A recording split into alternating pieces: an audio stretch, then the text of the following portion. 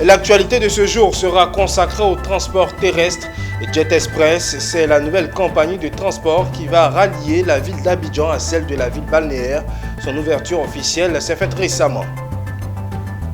À voir également le groupe GECOS Formation de Yopougon qui a organisé sa traditionnelle semaine culturelle, une troisième édition qui a tenu ses promesses.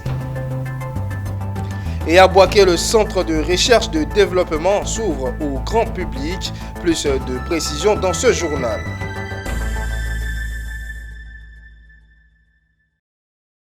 Ravi de vous savoir en notre compagnie, madame, monsieur, bienvenue dans ce journal. Bonne nouvelle en cette période de fête de fin d'année pour ceux qui auront à cœur de passer ces moments festifs à San Pedro. Une nouvelle compagnie de transport terrestre va rallier la ville d'Abidjan à celle de la ville balnéaire. Il s'agit de Jet Express avec une flotte de cars dernière génération. Le lancement officiel de Jet Express a été fait le mercredi dernier à Abidjan Plateau. Le point avec Ami Korobara et Ezekiel Seri. C'est dans une ambiance festive et en présence de nombreux invités, dont certains acteurs du transport, que s'est fait le lancement de Jet Express, une nouvelle compagnie de transport qui vient renforcer les efforts du gouvernement ivoirien dans sa quête à doter son parc automobile de véhicules de dernière génération.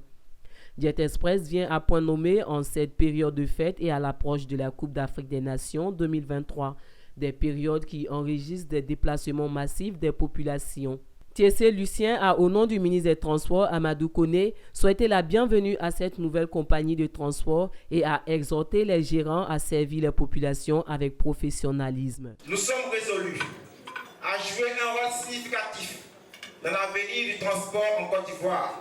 Nous avons cette lourde mission de vous faire profiter d'un voyage assez exceptionnel quand vous prenez l'axe Abidjan et San Pedro. Alors, je voudrais qu'ensemble, au sortir de cette soirée, on puisse retenir ce slogan « Voyage tranquille ». Avec une flotte de 8 cars tous neufs et 4 gares routières déjà opérationnelles à Adjamé, Koumassi, Yopougon et San Pedro, Jet Express propose 2 types de cars aux passagers, à savoir les cars VIP et des cars premium. Le mercredi 20 décembre, le comité intersyndical pour la ratification de la Convention 190 de l'OIT, section Côte d'Ivoire, a tenu un atelier. L'objectif principal de cet atelier était de faire le bilan de ses activités et plaider pour la ratification de la Convention 190 de l'OIT relative à l'élimination et de la violence et du harcèlement au milieu du travail par la Côte d'Ivoire. Le point avec Ami Korobara et Setekissi. Voilà, allez. Tu ne me touches pas. J'en ai marre de vous. Vous avez compris. Trop c'est trop. Vous savoir. Plus jamais. En Côte d'Ivoire, le harcèlement et les violences sont des délits punis par la loi. Cependant, l'on continue d'enregistrer plusieurs cas de violences et de harcèlement dans divers domaines d'activité. En milieu professionnel, on enregistre des conséquences d'ordre psychologique, la baisse de la productivité, la perte de confiance et parfois même des carrières et des vies brisées. Pour venir à bout de ces phénomènes, la Confédération ivoirienne des syndicats libres a tenu un atelier de réflexion. Au cours de cet atelier, elle a fait le point de ses activités et exprimé son désir de voir la Côte d'Ivoire ratifier la Convention 190 de l'Organisation internationale du travail relative à l'élimination de la violence et du harcèlement en milieu du travail. Et pour nous, maintenant, il est important que l'État de Côte d'Ivoire puisse ratifier cette importante convention parce qu'elle participe même pour restaurer la dignité humaine. La violation, que ce soit le harcèlement, le viol, sont des actes ignobles mais qui font perdre aux victimes toute leur dignité. Donc pour nous, c'est vraiment essentiel. Il faut aller maintenant à la ratification de la Convention. Récemment, l'assassinat d'une institutrice enceinte et de son fils de 7 ans avait suscité de vives réactions et jeté l'émoi sur tout le pays.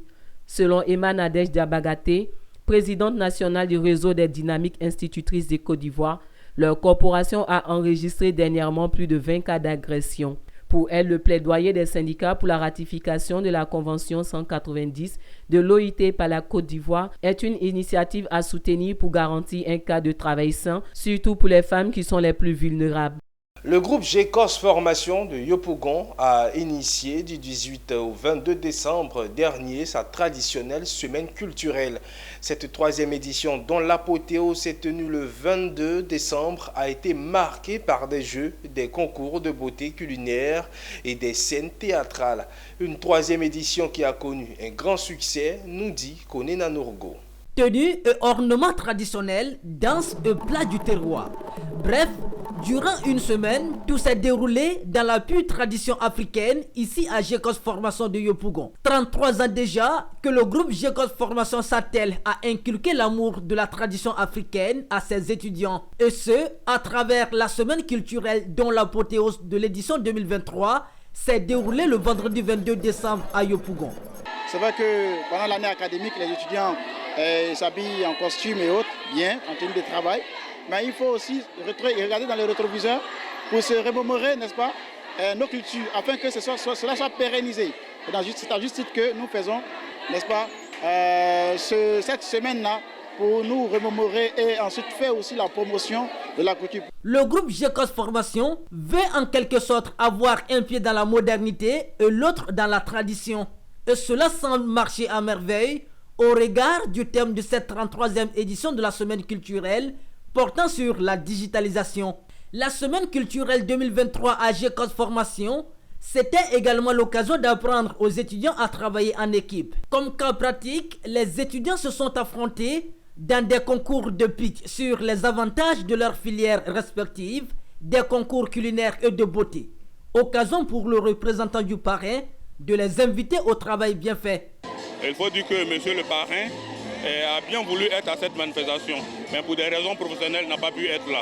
Mais il m'a chargé de dire à la jeunesse d'être des boosters. Le groupe GECOS Formation est membre de HEC Abidjan, fondé par l'homme d'affaires ivoirien Koné Lama. Avec ses diplômes homologués par le CAMES, le groupe s'est internationalisé avec des écoles au Rwanda, au Congo et à Dubaï. Face à la violence et le manque de tolérance dans les établissements scolaires en Côte d'Ivoire, le projet Génove, Jeunes engagés pour la non-violence, a poussé son engagement. Ils ont organisé une journée de sensibilisation à Yamoussoukro afin d'emmener la jeunesse, surtout les élèves, à se retenir face à la violence et le manque de tolérance dans les établissements scolaires en Côte d'Ivoire. Charles Kouakou, commenté par Pierre Tebeu. Ce projet organisé par les membres de la commission sécurité, paix et cohésion sociale de l'association des anciens boursiers ivoiriens du programme d'échange du département de l'État américain a débuté à Agboville en passant par Boaké et Dabou. Elle a fait escale à Yamoussoukro pour la sensibilisation de la jeunesse, surtout les élèves, sur l'épineuse question de la violence et de l'intolérance dans les établissements scolaires en Côte d'Ivoire. C'est un projet qui a pour objectif de renforcer les capacités des jeunes, des élèves, des clubs de paix en particulier, sur leur participation, sur leur engagement à des mécanismes de prévention de conflits, d'alerte précoce et également lutter contre les congés anticipés, lutter contre les violences et surtout amener les jeunes à pouvoir résoudre les conflits de façon pacifique à travers la communication même verbale. On n'a pas besoin d'avoir recours à la violence pour exprimer ces divergences. Donc c'est vraiment de les amener à utiliser des moyens pacifiques de résolution de conflits. Après la phase d'information, de sensibilisation au lycée moderne 1 de Yamoussoukro, le projet Génove a réuni les jeunes pour une grande rencontre où plusieurs élèves ont pris part avec des sketchs sur la violence, la tolérance, la drogue et l'alcool. Un projet apprécié par les élèves qui ont promis de renoncer à toutes ces pratiques. Le message que je peux faire passer à mes amis est que pour une jeunesse dynamique et pour une société engagée, il faut que nous puissions lutter contre la violence. Cette cérémonie s'est achevée par la remise des diplômes de participation à tous les élèves. Le Centre de recherche pour le développement a ouvert récemment ses locaux au grand public. Une journée porte ouverte pour présenter son expertise de pôle d'échange et de pratique de la recherche scientifique au service du développement. C'était à Boaké, le reportage de Emmanuel Bonzo. Peu connu du public, le Centre de recherche pour le développement existe depuis 1996 et est basé à l'université Alassane Ouattara de Boaké. Au sein de ce temple du savoir, le CRD contribue efficacement à la dynamique de recherche, mettant à disposition son expertise dans divers domaines de la vie socio-économique. C'est donc pour faire découvrir son savoir-faire en matière de recherche et de contribution au développement que ses responsables ont ouvert les portes du centre au grand public. Cette activité s'inscrit dans un projet de renforcement des capacités de recherche du CRD financé par Global Development Network avec l'appui de l'Agence française de développement. Nous avons beaucoup de choses à présenter à la population ivoirienne et au gouvernement. Donc cette journée porte ouverte, c'est vraiment pour que le public puisse s'habituer aux activités, aux missions et aux activités du CRD. Le CRD tient à s'affirmer. Donc il y a une gamme d'activités qui sont prévues pour pouvoir permettre au CRD de rayonner dans ce sens. Le CRD, c'est la recherche au service du développement. Il dispose à cet effet 7 laboratoires où se définissent d'importants axes de recherche au contact des réalités sociales, économiques, culturelles, historiques et géographiques de la Côte d'Ivoire. Ici, nous faisons la recherche sur tout ce qui est innovation en termes d'agriculture en milieu rural pour aider les paysans vraiment à s'approprier, c'est-à-dire leur domaine de travail déjà. C'est un laboratoire qui conçoit, n'est-ce pas, on va dire qui met en œuvre des projets de recherche sur des problématiques majeures de santé. Une structure qui, en son sein, embrasse plusieurs domaines de recherche est bien. La compilation de toutes ces données les recherches qui seront faites par ces différents laboratoires pourront participer au développement du pays. Cette journée portes ouvertes a donc permis aux visiteurs de connaître le CRD, un pôle d'expertise varié et pluridisciplinaire en matière de théorie et de pratiques scientifiques profitables à ce monde en perpétuelle évolution. À Gagnoa, les jeunes du GOR sont en compétition dans le cadre d'un concours socio-culturel. Ce concours est organisé par une structure de la place, piloté par un entrepreneur exerçant dans le domaine culturel. Le détail avec Gervais Amani. L'ONG Cultura Regio, qui défend la promotion des valeurs africaines dans les régions en vue du développement des cités par le tourisme au plan national et international, a posé ses valises dans la région du GOR. Du 1er au 23 décembre, l'ONG a mené une série d'activités socio-culturelles à travers un grand programme dénommé le GOR Culture Tour 24-25 qui vise à détecter des talents dans les domaines de la culture, de l'art, l'artisanat, du sport et du tourisme. Lors du lancement de cette activité, qui s'est déroulée au foyer polyvalent de Gagnoa, le président fondateur de l'ONG Cultura Regio a expliqué que des présélections seront menées dans les différents domaines. Plusieurs objets historiques seront également exposés au cours de ce grand programme qui a le soutien du Conseil régional du GOR et des différentes mairies de la région. Dans la formation de ces talents, de ces différents talents et domaines d'activité, pour donner quand même une place à la nouvelle génération dans la société, dans la vie active. Et c'est un peu là notre mission. Et nous sommes ici présentement à Gagnoa comme première région de cette promotion. La grande finale qui opposera tous les acteurs retenus des 5 villes se déroulera du 4 au 7 janvier 2024 à Gagnoa. Au cours de ce grand événement, l'ONG Cultura Regio se chargera de sensibiliser à la prise de conscience des valeurs originales de l'Afrique et de leur revalorisation. Le président fondateur de l'ONG a exprimé sa gratitude au ministère en charge du tourisme et de la culture pour leur appui institutionnel. Les présélections se dérouleront dans les localités de Oumé, Ouragayo, Diegonefla, Gagnoa et Guibéroa. Grâce à une entreprise minière de la place, la direction de la zone nord-est de l'OIPR, basée à Bouna, vient de bénéficier de matériel de suivi écologique. Ces équipements visent à renforcer la capacité opérationnelle des agents chargés de la surveillance du parc de la Comoé. Le reportage de Joseph Assalé, notre correspondant régional de Le Boukani.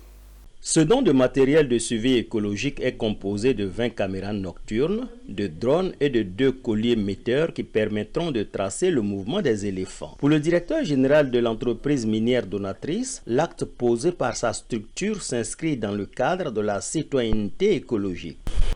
Nous sommes une société minière qui se trouve non loin du parc et dans notre politique de conservation de la biodiversité, là où nous sommes et qu'il y a des parcs, nous essayons de quand même renforcer leur capacité et indirectement compenser pour nos impacts sur la biodiversité en tant que minière. Nous allons continuer nos appuis tant que nous continuerons à produire de l'or de Tongon.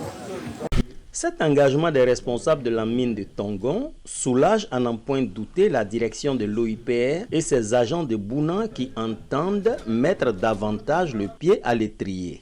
Avec ce don, on pourra assurer un meilleur suivi des espèces de grande faune, particulièrement les éléphants. On pourra donc avoir une meilleure connaissance des espèces de faune qu'on trouve à l'intérieur.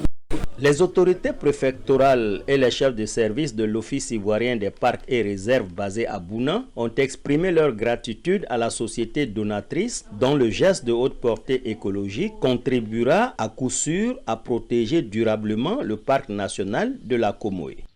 En image à présent, en Zambie, la société Emreti International Resource Holdings investira 1,1 milliard de dollars dans les actifs de Mopani Copper Mines et en deviendra ainsi le propriétaire majoritaire avec 51% d'intérêt. Mopani pourra recevoir d'autres prêts d'actionnaires à hauteur de 80 millions de dollars en fonction des besoins de la société. Pour rappel, le nouvel actionnaire majoritaire de Mopani est issu d'une procédure d'appel d'offres menée sur plusieurs mois par le gouvernement zambien. Et voilà qui marque la fin de cette édition. Merci de votre aimable attention. Les programmes se poursuivent sur Business 24 Africa.